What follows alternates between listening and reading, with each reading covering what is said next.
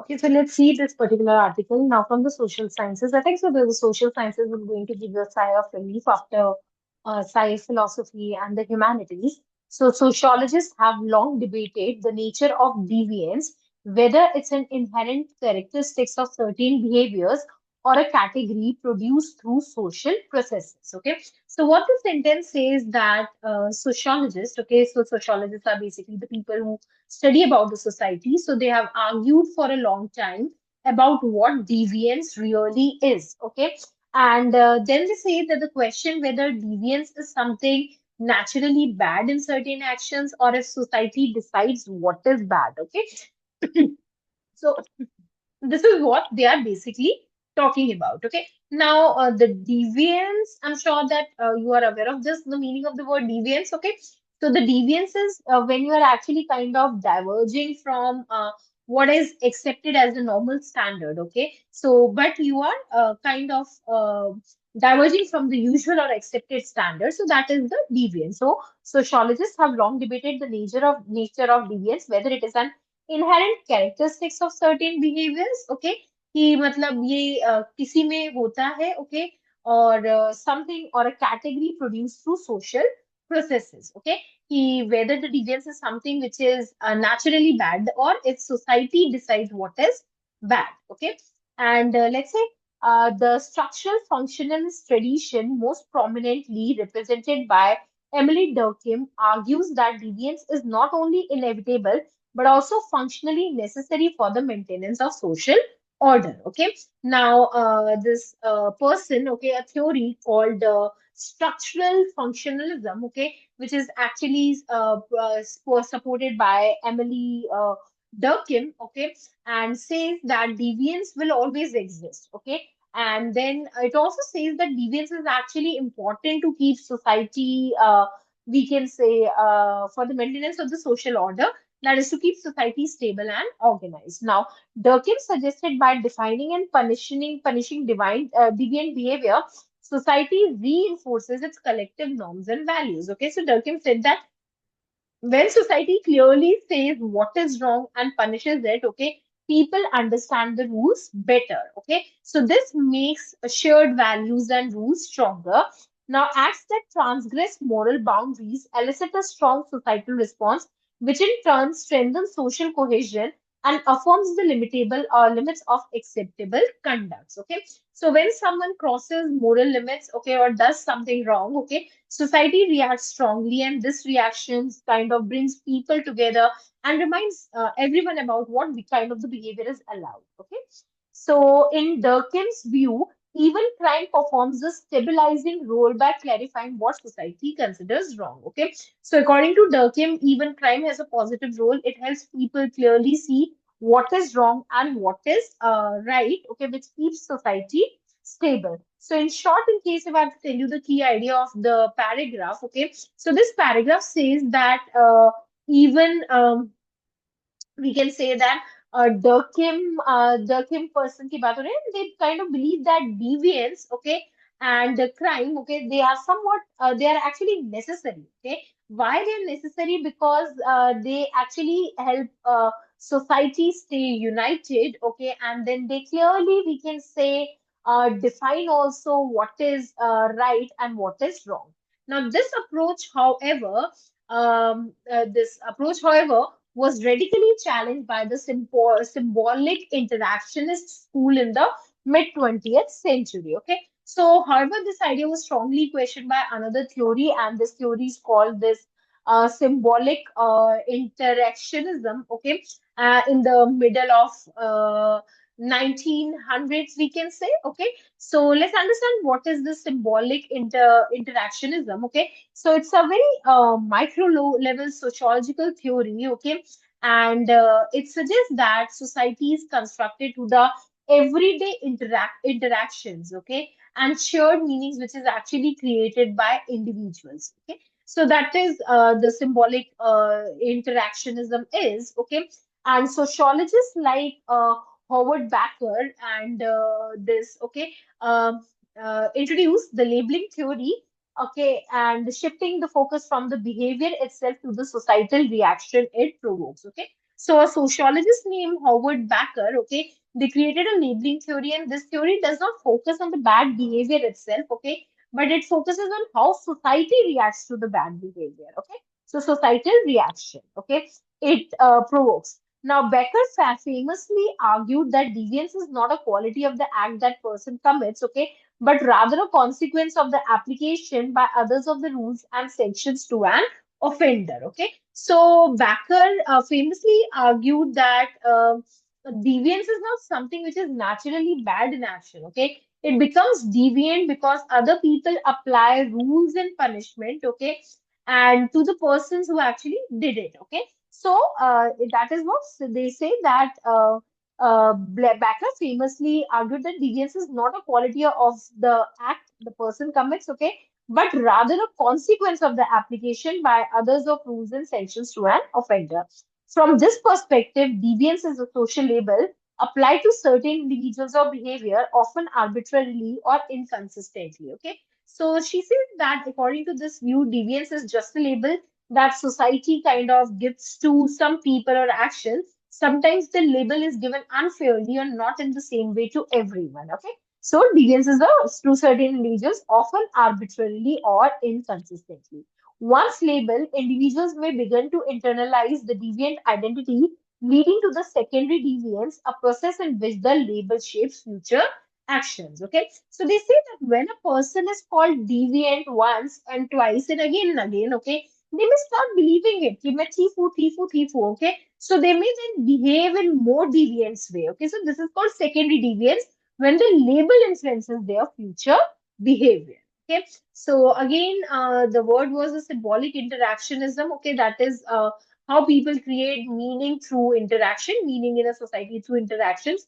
Arbitrary is something which is done randomly. Okay, so that was the one word that you should know. Okay, rest of I think so were the easy words here.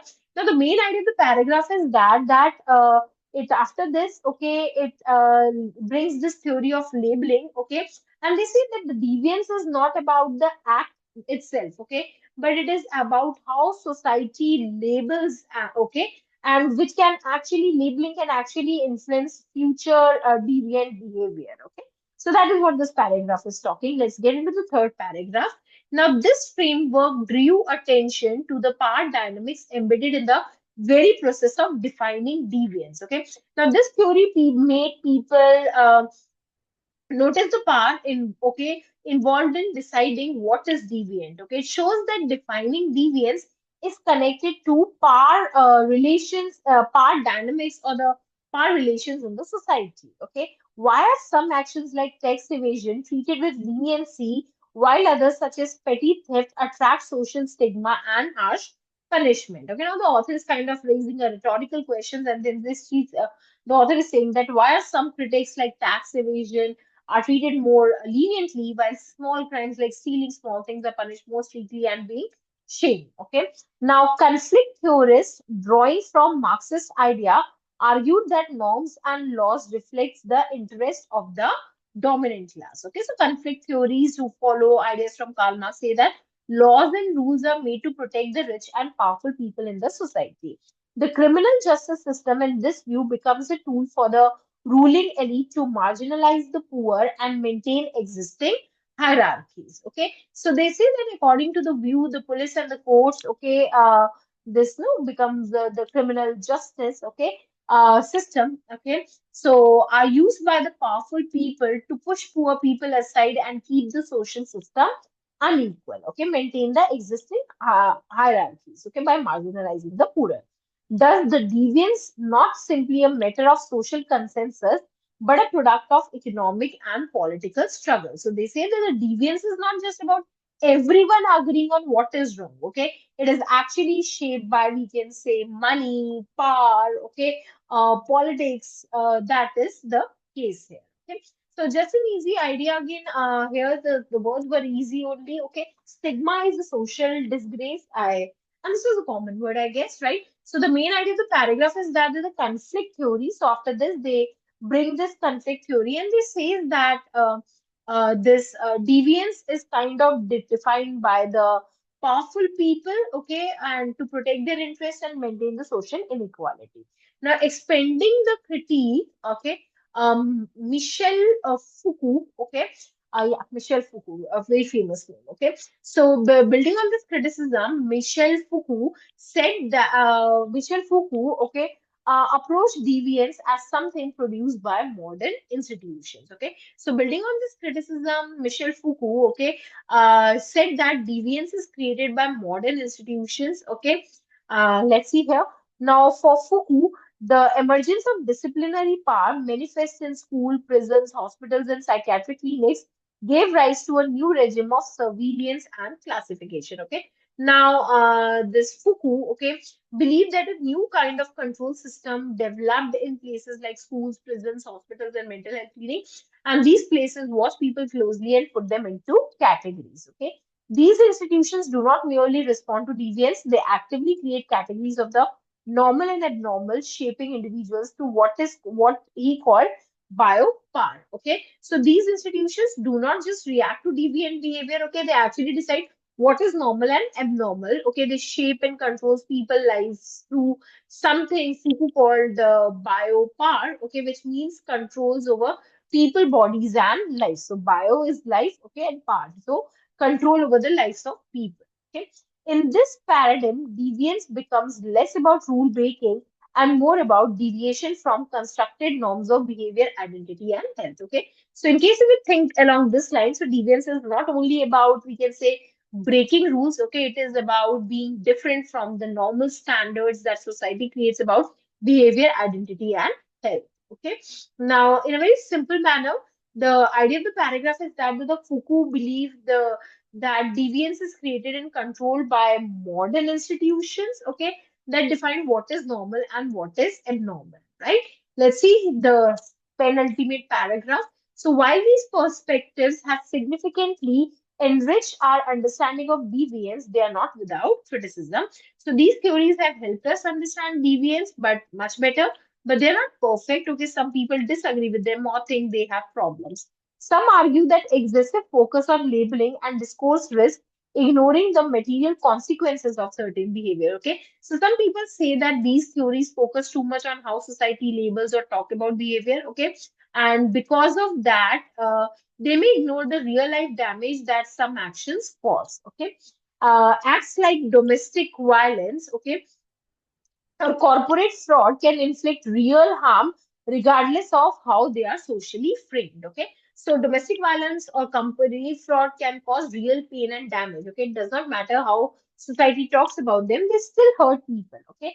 As this, right? Moreover, critics contend that not all deviance is socially constructed. Some forms of conduct may be intrinsically destructive or unjust, even if a society fails to respond adequately. So critics also say that not all deviant behavior is created by social society's opinion. Some actions are naturally harmful or wrong. Okay, even if society ignores them or does not punish them properly, they still are harmful. Okay, harmful we can say, right? Now, nonetheless, contemporary sociology continues to grapple with a tension between a deviance as a reflection of deeper social pathologies and recognizing it as a fluid, contested label shaped by history, ideology, and power. Okay, so they say that modern sociology, okay, it is still, we can say, kind of struggling, okay, with a difficult issue. Okay, there is a debate or disagreement that has not been fully solved. Okay, so one side, we can say, kind of believes that deviants are a serious problem in the society. Okay, and social pathologies means deep social problems. So that I hope you'll be able to get into social pathologies. Okay, and the other side believes that deviance is just a label. Okay, so it is fluid. So that means that its meaning can change over time, and it is contested. That means people disagree about it, right?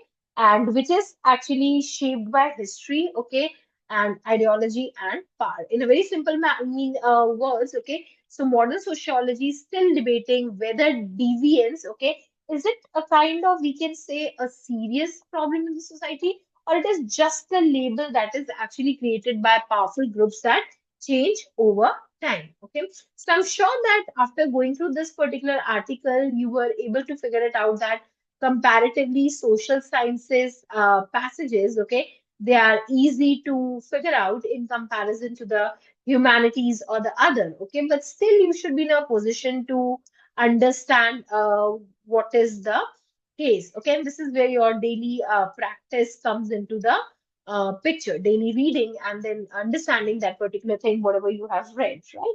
So basically, in case if I want to just give you the main idea of the whole passage, okay, so the passage explains that sociologists disagree about what deviance really is. Okay, some believe that deviance is necessary for society and it actually helps maintain order. Okay, while others believe that the deviance is just a label that is created by the society and which is actually shaped by power and politics. Okay, and the debate still continues today. Okay, so that is the case, right? Okay, so इसमें इन्होंने structural functionalism की बात करी थी जिसमें उन्होंने डर्किम का opinion दिया था. Okay, and Durkheim believed that deviance is normal and it is even useful. Okay, it helps society define what is right and wrong and punishing wrong behaviors and social unity. Okay, then came the Howard Becker, which is a symbolic interactionist, and they believe deviance is not about the act itself. It becomes deviant only when societies label it that way. Okay, and being labeled can change a person's identity and future behavior. Then came in this particular passage came the conflict theorist. Okay, I think so. I've written CT, right? So yeah, this conflict theorist. Okay, and the conflict theorist believes that laws and norms reflects the interest of powerful people. Okay, so the justice system often protects the rights and controls the poor, and deviance is shaped by economic and political power. Okay. Then came the last person, Michelle Foucault. Okay, and she argued that modern institutions create ideas of this normal and abnormal, and deviance is produced through systems of surveillance and control. And then it's ended with this final. This is that some actions cause real harm. Okay, no matter how society labels them, and some not at all deviance may be socially constructed. So the passage argues that sociology continues to debate whether deviance is a naturally and a natural part of social order or just socially constructed. So that was all about this passage. I hope you got this passage.